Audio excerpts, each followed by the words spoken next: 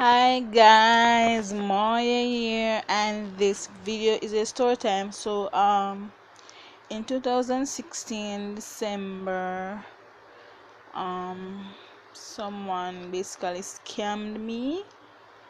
I had a GoFundMe trying to raise money to do another laparoscopy for my endometriosis so that I could separate my organs from each other because they're tied together by adhesions.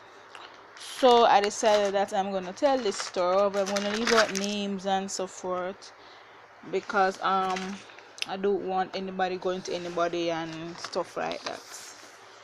So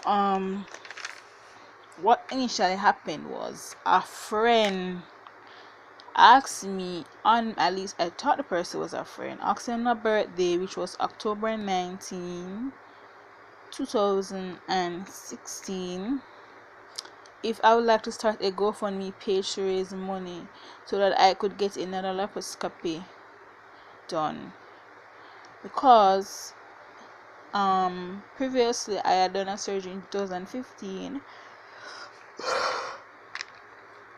Excuse me. I was diagnosed with stage 2, but there were no adhesions. Then in 2016 I did a CT scan and they saw that there were adhesions on my circumpelvis intestine. I was hesitant because I didn't have a US account. I was scared to let people know what I was going through with my illness on a daily basis. Thirdly, I was scared that when it would be time for me to withdraw the money, I would either be scammed or so the cash is unable to be withdrawn. So basically, those were my fears, and you can say that my fears came through. Everything that I feared, it happened. Sometimes in life, you have to just follow your mind. Alright, after I sent my story to this person's, I sent it to his messenger and he reposted it with the GoFundMe link. He asked for my Facebook password and stuff like that, and I was reluctant to give him. So what I did, I gave him, and then I changed my password afterwards. Saw that he was spreading the post all over. I was getting comments and so forth. So somebody from the Jamaica Star newspaper, they saw my story, contacted me and interviewed me over the phone. They even sent a cameraman at my house to take a picture of me.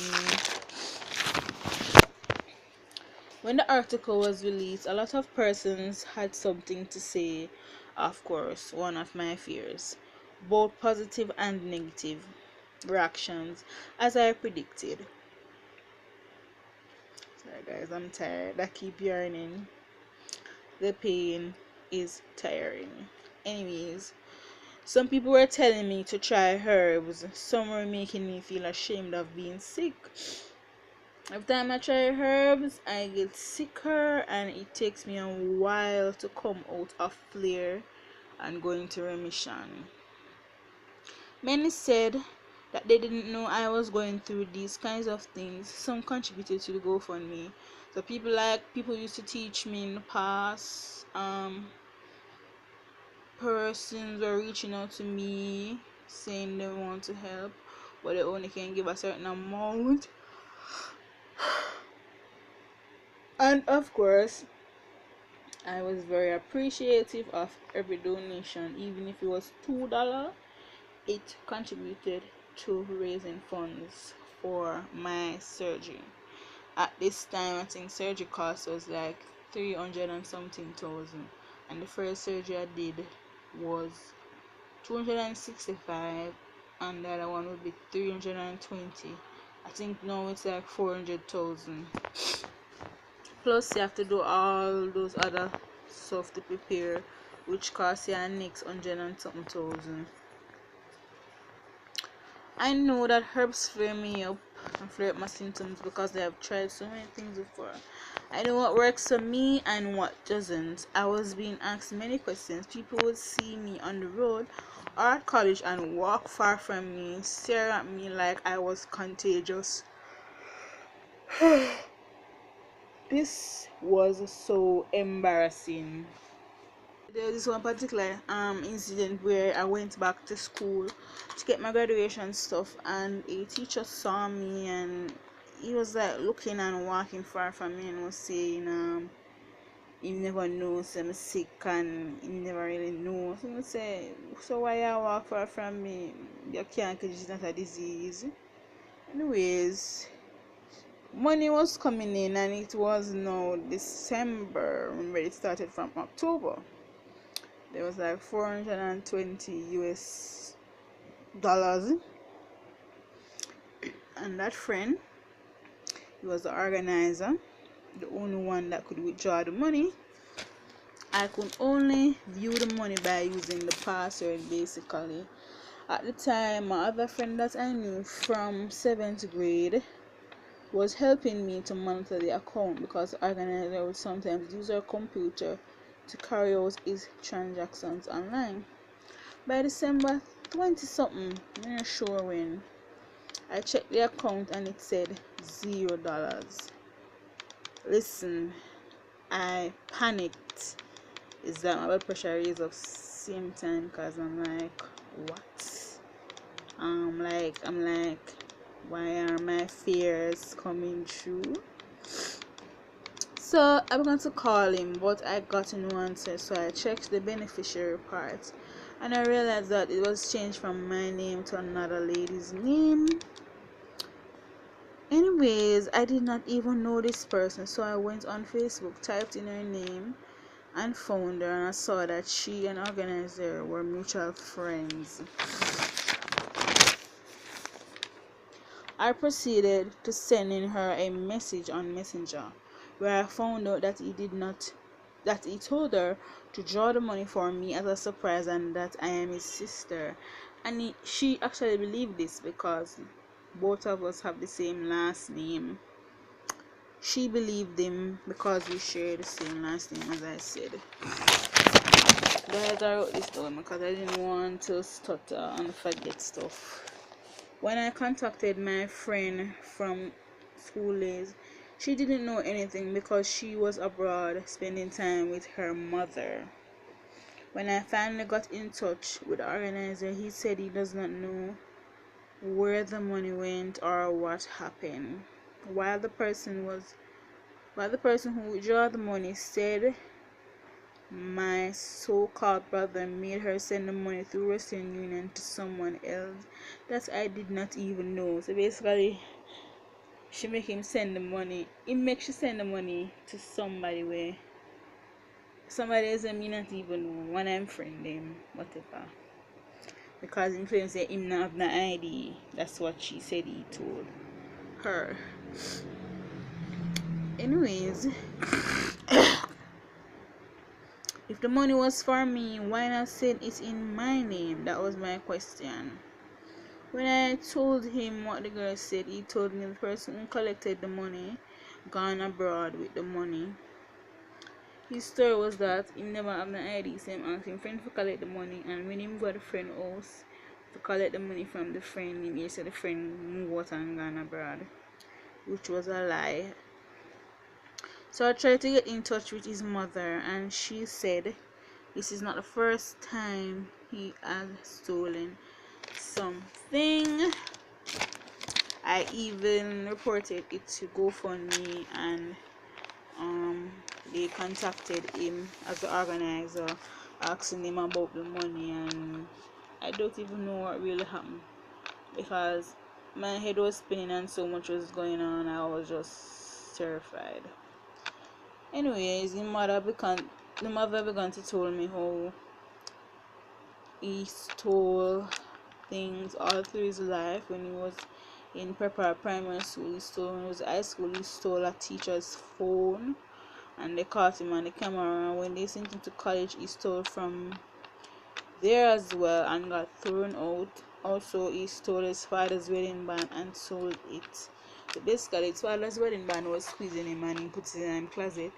And the boy went in there and took the ring and sold it for money. I was going to the police. That's what I told her. She asked me not to because it would ruin their family name. So this basically this woman is a store owner, which means she have a little money. Zine. So my question was, if your mother own a store, why am I a thief? And he was also someone who sold rhythms. He made rhythms and sold them to the Jamaican artists. But they would just like give him a one money like a 20,000 or a 40,000 or 50,000, and then him they get them more of it again because him sell the right to get anything else from whatever the artist make with the song where I'm gonna put on the rhythm. He finally started answering when I told him what his mother told me about him being a thief. So he started to confess about everything that he had stolen in the past and told me that Cargo, a Jamaican artist, sent people for him, so he had to pay them because they claimed that he stole Cargo's wallet when they were in a studio. Okay. Anyways, him claim same pay them off with the money. The girl he used to send the money, I can't even blame her because she would really know. She don't know him personally, just like me never know him background either. I told her that we weren't really related. We just share the same last name. The most hurtful thing, he did it in a year after my father died. My father died December 31st, 2015, and he did that the following year. Since then, I have tried.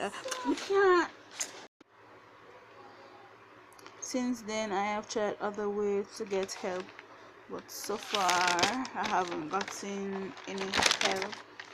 I wrote a letter to the Ministry of Health, sent them my hospital docket, and when they got back to me, they told me to make the hospital give me an invoice for the surgery. When I went there to get the invoice, I think they had seen my article too in the paper, and I went to them and they were like, oh, I shouldn't do any surgery, it's a gastro issue I have, and way.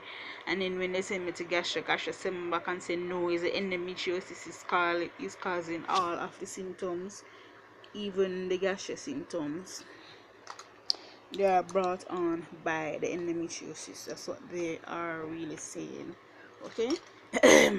So I was back at square one because they refused to give me the invoice, so I didn't get to get the help from Ministry of Health to do the surgery because they were willing to pay for the surgery for me based on my docket and what I was clean, etc. Because of what happened, it's like I have trust issues. I can't really trust people when it comes on to money and certain things, because who knows if the second surgery would have helped. It was hard for me to tell people I know who contributed that he stole the money. And oh yes, I forgot, he went to America right after that, which means he wouldn't likely use the money to buy a plane ticket. I believe he took it for himself, since he was going around telling persons his house was burned down, hoping they would send him money. So he's a person that loved to beg them. He's a person that loved to beg.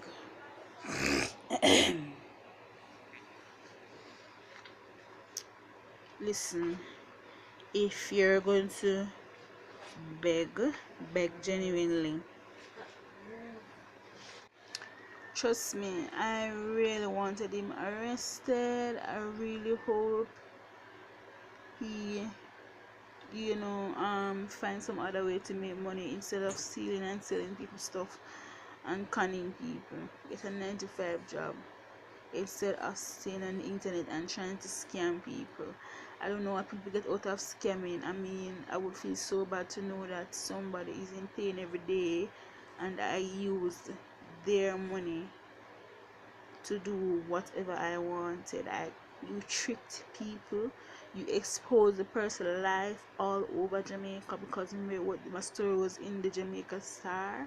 So many people saw what I was going through. Sometimes they don't ever really know when a friend is real, and then they do irreversible stuff to hurt you because there's no way that I can go back in time. There's no way you can go back in time. But guess what? I forgive him, but I would never be a friend to him again.